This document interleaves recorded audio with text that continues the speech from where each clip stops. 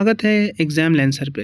तो आज की कट ऑफ एनालिसिस की हम वीडियो लाए हैं बीएससी पैरामेडिकल एंट्रेंस एग्ज़ाम 2025 की। तो बीएससी पैरामेडिकल एंट्रेंस एग्ज़ाम काफ़ी समझ लीजिए कि आप इजी टू मॉडरेट के बीच ही था, ज़्यादा हार्ड पेपर नहीं था बीएससी में पैरामेडिकल का। और जो बच्चे अच्छे से पढ़ते हैं उनके लिए कोई भी पेपर हार्ड नहीं होता। तो खैर बीएससी पैरामेडिकल कि आप जो कोर्सेज़ उसके बारे में बता दूं कि इसमें कई सारे ऐसे कोर्सेज़ हैं जो कि बड़ा टेक्निकल कोर्सेज़ है और काफ़ी डिमांडिंग है। इसमें सबसे ज़्यादा जो रेडियोलॉजी की जो जाती है, जो टॉप ब्रांच है उसकी सबसे ज़्यादा कट ऑफ जाती है, बाकियों की कम ही जाती है।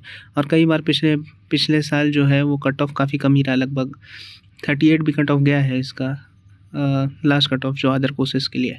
खैर बीएससी पैरामेडिकल की हम सीट्स के बारे में देखते हैं कि कितनी सीट्स हैं इसमें। तो सबसे पहले बीएससी पैरामेडिकल कोर्स में आप देख सकते हैं कि ऑप्टोमेट्री में 20 सीट्स हैं। अब यहाँ पे 10 पे यहाँ पे जो कॉमन लगा हुआ है ये आपका जो है ये सेल्फ फाइनेंस सीट है। तो 20 जनरल सीट्स हैं और 10 जो है सेल्फ फाइनेंस सीट है। तो टोटल 30 सीट्स हो गए आपके ऑप्टोमेट्री के। उसके बाद ऑपरेशन थिएटर टेक्नोलॉजी में आपका जो सीट है वो है 30 जनरल और 10 जो है सेल्फ फाइनेंस, तो टोटल 40। डायलिसिस थेरेपी टेक्नोलॉजी में आपके 15 जनरल सीट्स और 10 जो हैं वो आपके सेल्फ फाइनेंस सीट है। मेडिकल रेडियोलॉजी यानी एमआरटी जिसे हम नॉर्मल में बोलते हैं, उसकी सबसे टॉप ब्रांच है, ये सबसे ज़्यादा कट ऑफ इसी के लिए जाता है। इसमें बहुत कम सीट है, 15 सीट जो है वो जनरल है और बाकी 10 सीट्स जो है वो सेल्फ फाइनेंस है। तो जनरल और सेल्फ फाइनेंस में हम यही फ़र्क समझ सकते हैं कि जनरल में जो है वो हॉस्टल फैसिलिटीज़ सारा फैसिलिटीज़ मिलता है और फीस भी कम रहता है, और सेल्फ फाइनेंस में आपको पैसा देना पड़ता है अच्छा खासा और आपको जो है जो हॉस्टल भी अलॉट नहीं होता और वो सारी चीज़ें जो है आपको अपने से करनी होती है।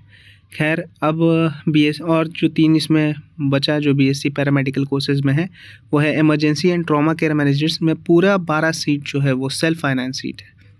मेडिकल लैबोरेटरी साइंसेज में 15 सीट जनरल और 10 सीट जो है वो सेल्फ फाइनेंस है, यानी टोटल आपका हो गया 25 सीट्स। फिजियोथेरेपी में आपका जो सीट है वो है 15 जो है वो जनरल है और 10 जो है वो सेल्फ फाइनेंस है। तो ये रहा सीटिंग जो भी सीट्स हैं इसमें पैरामेडिकल कोर्सेज़ में। अब खैर हम आते हैं कट ऑफ के सेगमेंट में। तो कट ऑफ का सेगमेंट आप देख लीजिए कि एक्सपेक्टेड कट ऑफ जो होने वाला है वो एक्सटर्नल जनरल के लिए 52, यानी कि पेपर जो है इसमें अच्छी खासी सीट है तो कट ऑफ उतनी नहीं जाएगी, कट ऑफ हमेशा इतनी ही रहती है। तो एक्सटर्नल जनरल की कट ऑफ जो है वो 52 जाएगी। एक्सटर्नल ओबीसी की उससे कुछ कम, यानी 50 प्लस ही समझ लीजिए, 50 तक ही जाएगी। और एक्सटर्नल एससी एसटी का 45। इंटरनल जनरल का अगर देखा जाए तो इसमें 48 आएगी और इंटरनल ओबीसी की 45, इंटरनल एससी एसटी की 43, यानी सबसे कम।